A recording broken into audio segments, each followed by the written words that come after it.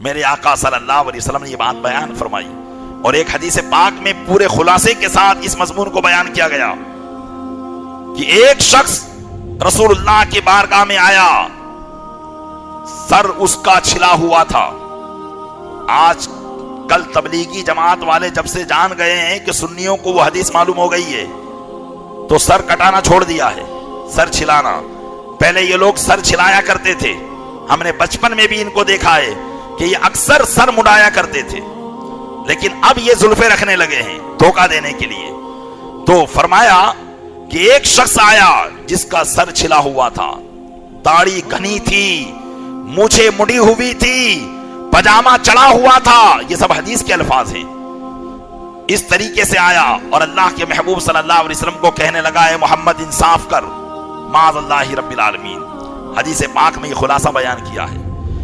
علماء عرب اس بات کو بیان کرتے ہیں کہ 17ویں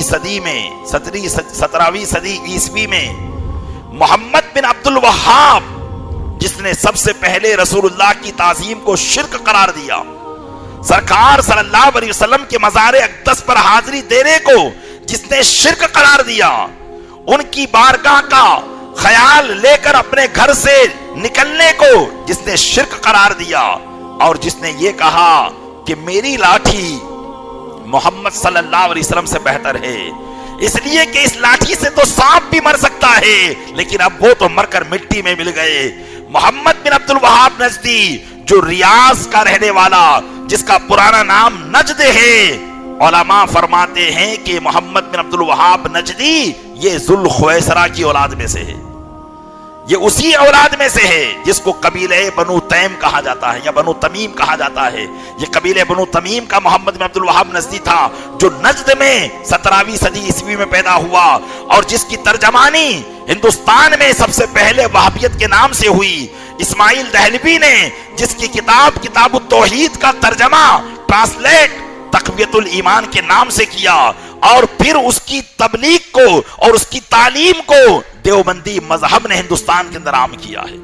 پیارے اسلامی بھائیوں، اس پر 2014 میں مکمل 15 جمعوں کا بیان میں شاہی مسجد کے اندر کر چکا ہوں، جس میں ابتدا سے لے کر انتہا تک ان کی پوری داستان کو ہم نے بیان کیا تھا، حوالوں کے ساتھ۔ آج بھی وہ کیسٹ ہمارے پاس موجود ہے۔ اگر آپ کو ان کی ہسٹری جاننا ہے تو آپ اس بیان کو از ابتدا تا انتہا سماعت کر لینا، انشاءاللہ آپ کو معلوم ہو جائے گا کہ یہ سرے سے دشمنان رسول ہیں، اور وقتاً فوقتاً یہ اپنی دشمنی کو لوگوں کے سامنے ظاہر کرتے رہتے ہیں، اپنی کتابوں میں لکھ کر رسول اللہ کی توہین آمیز کلمات کو لکھ کر مسلمان کے ایمان کو برباد کرنے کی کوشش کرتے رہتے ہیں۔ لہذا ضرورت ہے اس بات کی کہ جہاں ہم اپنے ایمان کی حفاظت کرنے کے لیے محفل میلاد سجاتے ہیں، وہیں اس بات کی بھی ضرورت ہے کہ ان کا بائیکاٹ کیا جائے، ان سے الگ رہا جائے، ان کی مسجدوں میں نمازیں نہ پڑھی جائے، اور ان کو گمراہ اور بد مذہب سمجھا جائے۔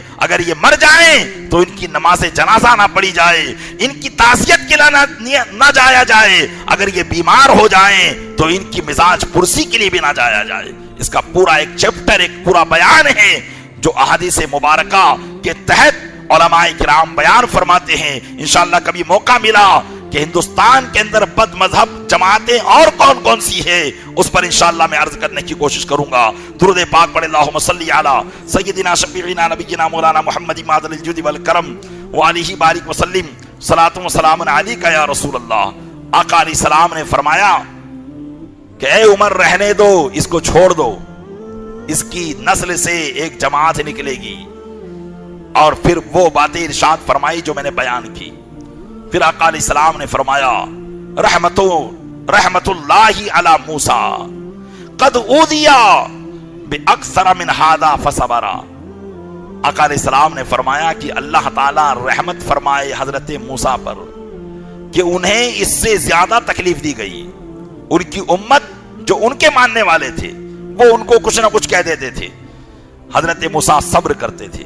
معاذ اللہ، حضرت موسیٰ کو ان لوگوں نے انین بھی کہا، یہ بھی کہا کہ معاذ اللہ حضرت موسیٰ نامرد ہیں، یہ ان کی ماننے والے مومن لوگوں نے کہا، یہ یہودی جماعت نے کہا جو ان پر ایمان لائی تھی۔ ایسی بہت سی باتیں حضرت موسیٰ کو کہہ دیا کرتے تھے، لیکن حضرت موسیٰ اس پر صبر کیا کرتے تھے۔ اللہ کے محبوب نے فرمایا کہ مجھے تو اس طرح کی باتیں اپنے والوں سے سننا کم ملتی ہے، لیکن اللہ رحم فرمائے حضرت موسیٰ پر کہ انہیں اس سے زیادہ تکلیف دی گئی تو انہوں نے صبر کیا ہے۔ اللہ کے محبوب نے بھی اس کو جانے دیا، نہ چھوڑا اور کچھ کہا نہیں، اس لیے کہ اللہ کی مشیت ہی میں یہ تھا کہ کچھ ایسے شیطان کے جو ہے پیروکار بھی نکلے جن سے جہنم کو بھر دیا جائے، اس لیے کہ اللہ نے جنت اور جہنم دونوں کو بنایا ہے۔ سبھی جنت میں چلے گئے تو جہنم میں کون جائے گا؟ اور پھر اگر ہر چیز اپنی ضد سے پہچانی جاتی ہے، اگر سبھی عاشق رسول ہوتے تو عاشق رسول کا عشق کیسے پہچانا جاتا؟ اس کا اپوزٹ ہونا چاہیے۔ جس طرح کالا رنگ گورے کو ظاہر کرتا ہے، ایسے ہی کوئی بھی غیر عاشق اور گستاخ عاشق رسول کے عشق کو ظاہر کر دیا کرتا ہے۔